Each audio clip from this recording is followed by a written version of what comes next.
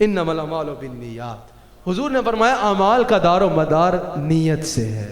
इमाम बुखारी ने भी जब बुखारी शरीफ में अहादीस नकल की, अहादीस लिखी, तो सबसे पहली हदीस ये लिखी। और मुहद्दिसीन कहते हैं अगर हमारा बस चले तो हम जितनी अहादीस की किताबें लिखें सबसे पहली हदीस यही बार बार नकल करें, इन्नमल अमालु बिन्नियात। हुजूर ने फरमाया अमाल का दारो मदार नीयत से है, क्योंकि अगर नीयत नहीं होगी अच्छी तो कितना भी अच्छा अमल क्यों ना करोगे ज़ाया हो जाएगा।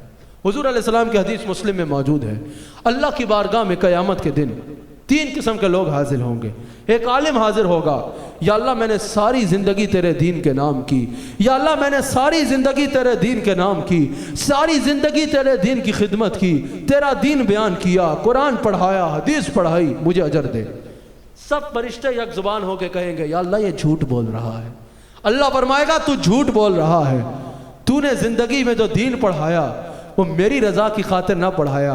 दीन तो पढ़ाता था, दीन तो बयान करता था, लेकिन नीयत मेरी रज़ा नहीं थी। नीयत ये थी कि लोगों में तेरी वाह वाह हो जाए। नीयत ये थी कि तूने दीन को अपना ज़रिया माश के लिए रखा हुआ था। नीयत खालिस नहीं थी, तेरी नीयत खालिस नहीं थी, तेरे लिए कोई अजर नहीं है।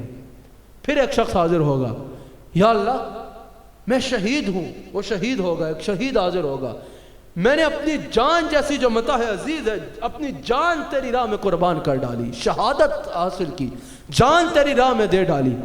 सब फरिश्ते कहेंगे या अल्लाह ये झूठ बोल रहा है, हालांकि वो वाक़अतन शहीद होगा। या अल्लाह ये झूठ बोल रहा है। शहीद इस तरह होगा कि उसने जान दीन के लिए दी होगी। या अल्लाह ये झूठ बोल रहा है।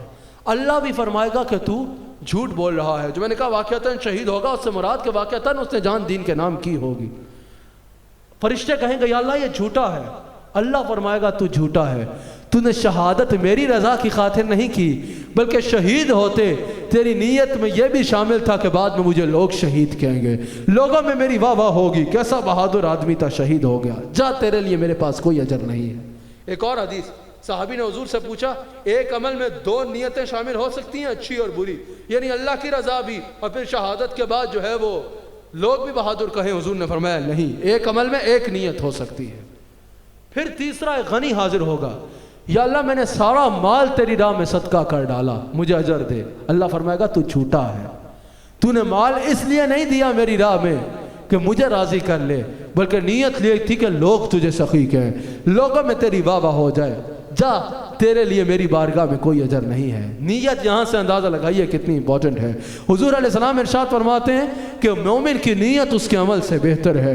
हुजूर अलैहिस्सलाम इरशाद फरमाते हैं कि फरिश्ते एक बंदे का अमाल अल्लाह की बारगाह में पेश करते हैं। अल्लाह फरमाता है इनको साइड पर रख दो, उसके नामा अमाल में मुरत्तब करने का हुक्म नहीं होता, उसका अजर उसको देने का हुक्म नहीं होता। और एक तरफ एक बंदा है जिसने वह अमाल किए ही नहीं है, अल्लाह फरमाता है ये अमल का सवाब उसको दे दो।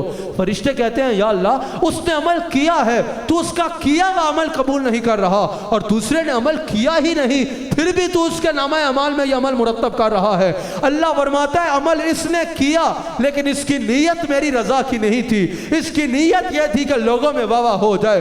उसने अमल किया नहीं लेकिन उसने ये अमल करने की नीयत की थी, जिंदगी ने वफा नहीं की, वो कर ना पाया, लेकिन मैं उसके नामा अमाल में इसका अजर मुरत्तब फरमाऊंगा। नीयत का ये मकाम है।